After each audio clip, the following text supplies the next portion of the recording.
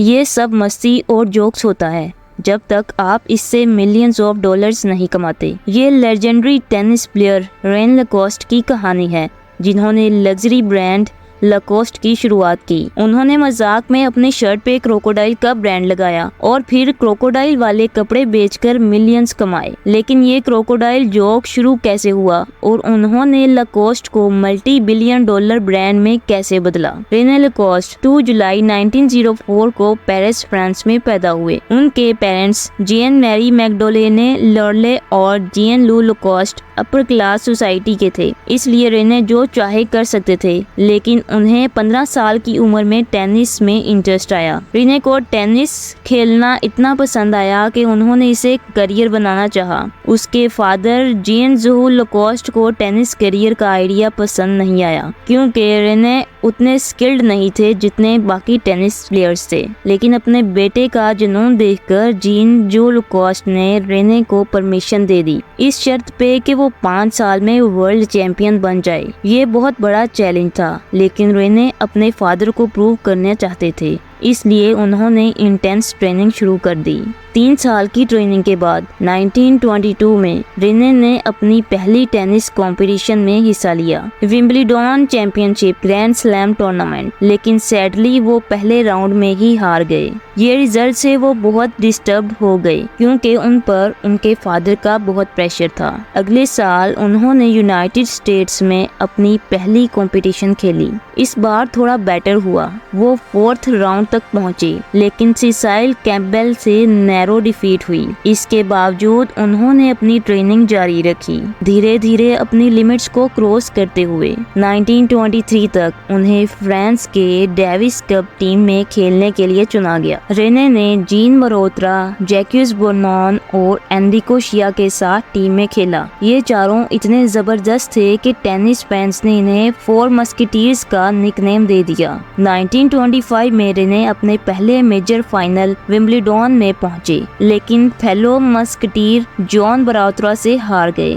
इस हार ने उन्हें और भी ज्यादा ट्रेनिंग करने को मोटिवेट किया, अपने फादर से किए प्रॉमिस को याद रखते हुए। उसी साल रेने ने फ्रेंच चैंपियनशिप का टाइटल जीता और नेक्स्ट विंबलडन टूर्नामेंट में जॉन बरात्रा के साथ फाइनल में फिर से मुकाबला हुआ। इस बार वो चैंपियन बनकर उभरे। रेने फाइनली अपने फादर की नजर में टेनिस खेलने के लायक बन गए थे, लेकिन नेक्स्ट ईयर उन्होंने फ्रेंच चैंपियनशिप का टाइटल एनरिको शिया को हार दिया। इस डिफीट के बाद रेने ने उस साल विंबलडन में कॉम्पीट नहीं किया। उन्होंने अपना टाइम टेनिस में बेटर होने में लगाया। सितंबर 1926 में उन्होंने यूएस नेशनल चैंपियनशिप में कॉम्पीट किया और उनका लास्ट मैच फिर से जीन बरोत्रा के खिलाफ था। उन्होंने जीन को हराकर चैंपियनशिप जीती और दी डेली टेलीग्राफ ने उन्हें 1926 का नंबर 1 टेनिस प्लेयर डिक्लेयर किया। रेने को टेनिस बॉल मशीन इन्वेंट करने का क्रेडिट भी दिया जाता है और उनके टेनिस करियर में और भी कई जबरदस्त जीतें हुई। लेकिन इन सब का लैकोस्ट ब्रांड का क्रिएशन से क्या कनेक्शन था? अपने डेडिकेशन की वजह से रेने ने टेनिस खेलने का एक यूनिक स्टाइल डेवलप किया, जो लोगों की नज़र से बच नहीं पाया। वो अक्सर कोर्ट के पीछे से खेलते थे और कोर्ट पे स्लिथर करते हुए घूमते थे। 1926 में French Davis cup team world cup final तक पहुंची, लेकिन यूएस टीम से हार गई। लेकिन लास्ट टूर्नामेंट में कुछ ऐसा हुआ जो अमेरिकन जर्नलिस्ट को बहुत इंट्रिग कर गया। अमेरिकन टीम का बेस्ट प्लेयर बिल टिल्डन थे, जो टेनिस चैंपियनशिप में अनडिफीटेड विनिंग स्ट्रीक के लिए फेमस था। वर्ल्ड कप फाइनल में बिल टिल्डन का ओपोनेंट रेने थे और दुनिया भर के हर टेनिस एंथुसियास्ट एक्साइटमेंट से भर गए। सबको सरप्राइज करते हुए रेने ने अपसेट कर दिया और बिल को 4 सेट गेम में हरा दिया। गेम में मौजूद अमेरिकन जर्नलिस्ट ने रेने को जबरदस्त स्टाइल ऑफ प्ले का नोटिस किया और उन्हें दी क्रोकोडाइल का निकनेम दे दिया। हालांकि टीम ने फाइनल्स हार दी, लेकिन इस एक जीत ने उनके अगले साल कप जीतने के चांसेस को बूस्ट कर दिया। फिर रेने ने अगले वर्ल्ड ग्रुप फाइनल में बिल को फिर से हराया, अपने 3 मैचेस में से एक में। क्रोकोडाइल निकनेम फ्रांस तक पहुंच गया और रेने को ये पसंद आया। उन्होंने माना कि ये नाम उनकी टेनिस कोर्ट्स पे टेनेसिटी और अपने प्रे को कभी ना छोड़ने की डेडिकेशंस को हाईलाइट करता है। उसी साल डेविस कप टीम एक क्रिटिकल मैच में थी।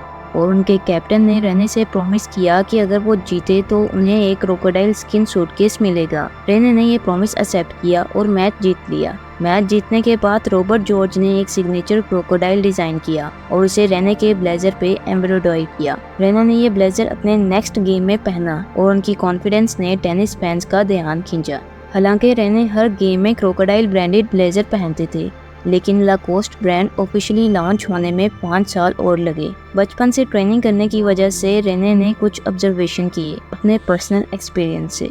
उन्होंने रियलाइज किया कि long sleeved button up shirt tennis खेलने में बहुत अनकंफर्टेबल होती है और प्लेयर की फ्लेक्सिबिलिटी को इन्हांस करती है। इसी ऑब्जर्वेशन ने उन्हें आज के ऑफिशियल टेनिस यूनिफॉर्म के पहले वर्जन को डिजाइन करने के लिए पेडिएट किया, लेकिन ये अभी प्रोडक्शन स्टेज में था और लॉन्च नहीं हुआ था। 1933 में रेने ने एंड्रे गेलियर से, जो उस टाइम के फ्रांस के सबसे बड़े नाइटवियर मैन्युफैक्चरिंग फर्म के मालिक थे, रिक्वेस्ट की कि वो उनकी टेनिस शर्ट के फ्रंट पे क्रोकोडाइल एम्ब्रॉयडरी कर दें, जिसे उन्होंने नेक्स्ट गेम में पहना। उसके बाद उन्होंने और टी शर्ट प्रोड्यूस किए और ये एक बिजनेस में बदल गया है। कंपनी ऑफिशियल लॉ सोसाइटी कैमिस लाकोस्ट के नाम से रजिस्टर हुई और उसने रेने को ब्रांड एम्बेसडर बनाया। रेने का स्पोर्ट्सवेयर उस टाइम रेवोल्यूशनरी था, क्योंकि ये ट्रेडिशनल बटन अप शर्ट की जगह short sleeve Jersey net polo shirt थी। लाकोस्ट स्पोर्ट्सवेयर रेने का स्पोर्ट्सवेयर और भी पॉपुलर हो गया, लेकिन वो यूनाइटेड स्टेट्स में लाकोस्ट ब्रांड नाम के अंदर अपने प्रोडक्ट्स बेचने का लाइसेंस नहीं पा सकता।